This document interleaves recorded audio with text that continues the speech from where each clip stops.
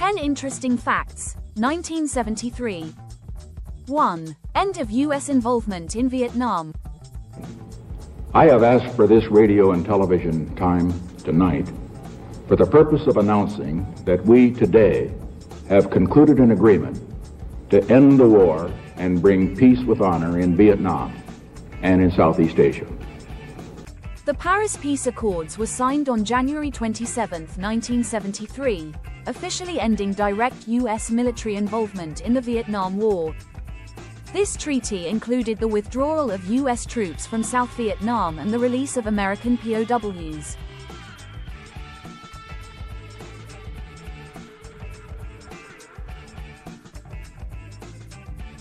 Two. Roe versus Wade decision.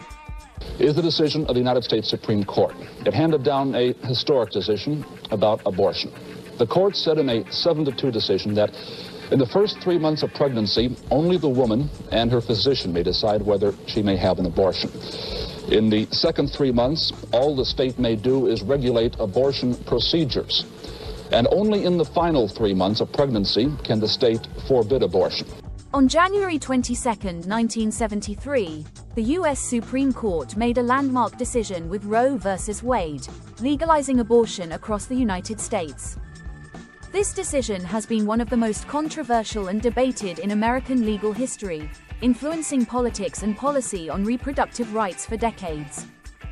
This case was brought by Norma McCorvey, under the pseudonym Jane Roe, who challenged Texas's abortion laws. The ruling established that a woman's right to choose to have an abortion was protected by the privacy rights guaranteed by the 14th Amendment. 3. Sydney Opera House opens. October the 20th, 1973, after all the trials and tribulations of these past 19 years, after all the uncertainties and delays that have bugged its progress, there it stands, in all its shimmering magnificence, the Sydney Opera House, now, at last, complete. A tremendous feat of architecture. 3. The Sydney Opera House, one of the most distinctive architectural designs of the 20th century, was officially opened by Queen Elizabeth II on October 20, 1973.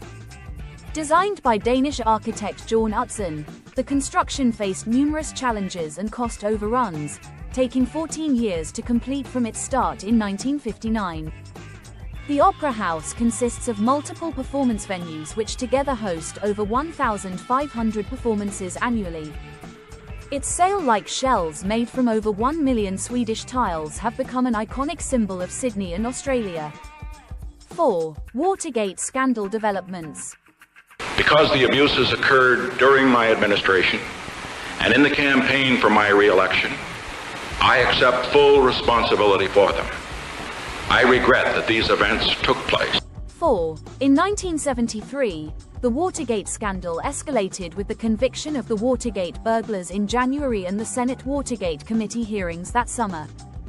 The Saturday Night Massacre, in October, saw President Nixon order the firing of Special Prosecutor Archibald Cox, leading to public outrage. These events were part of a larger scandal involving Nixon's administration's attempts to cover up the break-in at the Democratic National Committee headquarters.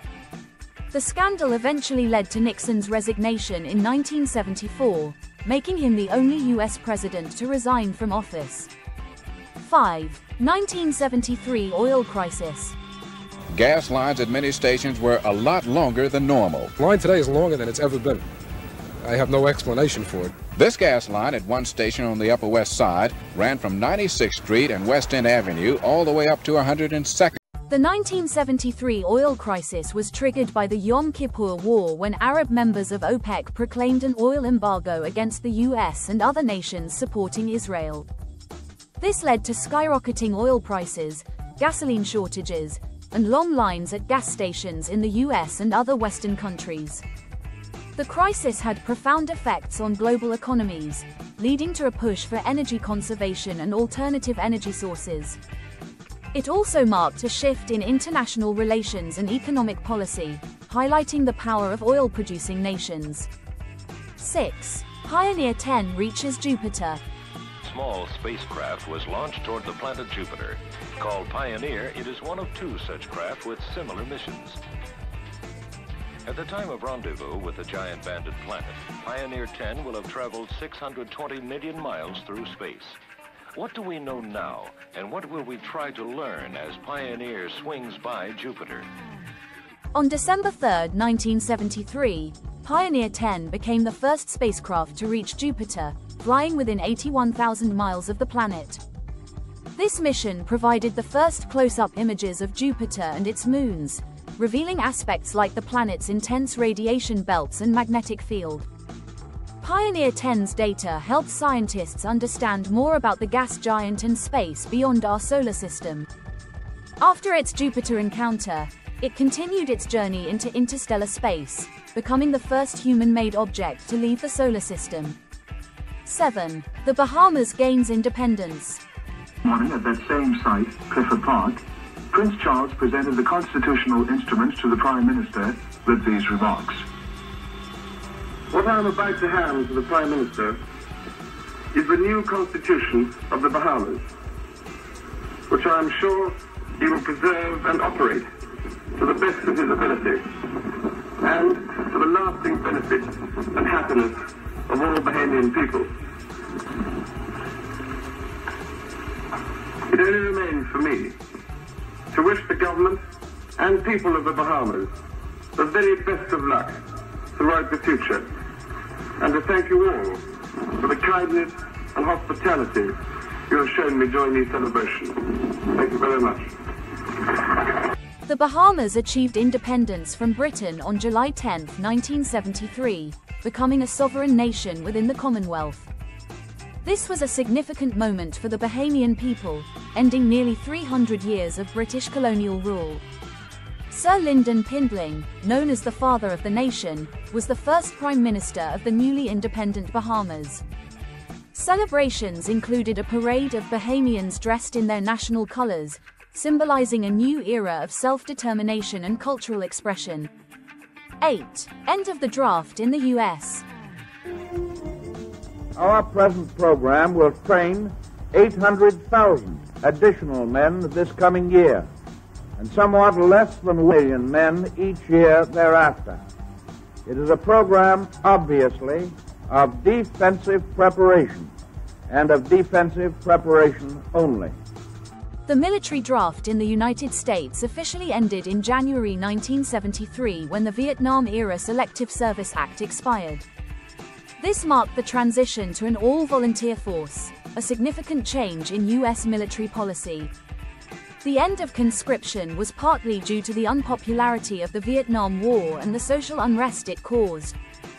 However, the selective service system was maintained for potential future use, reflecting the ongoing debate about military service and national defense. 9. First cellular phone call.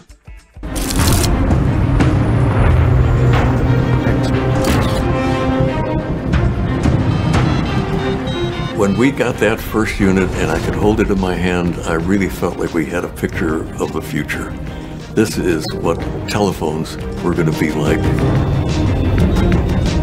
Marty wants to let the world know about his breakthrough. So he arranges a PR stunt, an interview with a journalist and a photographer. First interview that I did was actually on the streets, and that was deliberate. On April 3, 1973, Dr. Martin Cooper made the first public call on a handheld mobile phone on a New York City street, calling his rival at Bell Labs. This event marked a pivotal moment in telecommunications, leading to the development of mobile phones as we know them today. The phone, a Motorola prototype, was heavy and not commercially available, but it set the stage for future innovations in wireless communication. Cooper's call was not just a technological milestone but also symbolized the beginning of personal mobility in communication. 10. Skylab launch. 3, 1, 0, and we have a liftoff. The Skylab lifting off the pad now, moving up. Skylab has cleared the tower.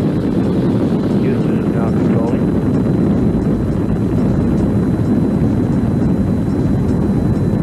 Skylab, America's first space station, was launched into orbit on May 14, 1973, by a Saturn V rocket, the same rocket used for the Apollo moon missions.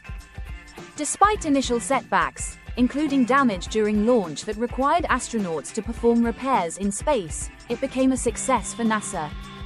Skylab hosted 3 crews for various scientific and medical experiments, focusing on human adaptation to long space flights, solar observation, and Earth resources. Skylab's operational life ended in 1979 when it re-entered Earth's atmosphere, but its data and experiences helped shape future space station programs like the International Space Station. Thanks for watching 10 Facts. Please like, subscribe and tell us your favorite thing about the 70s in the comments.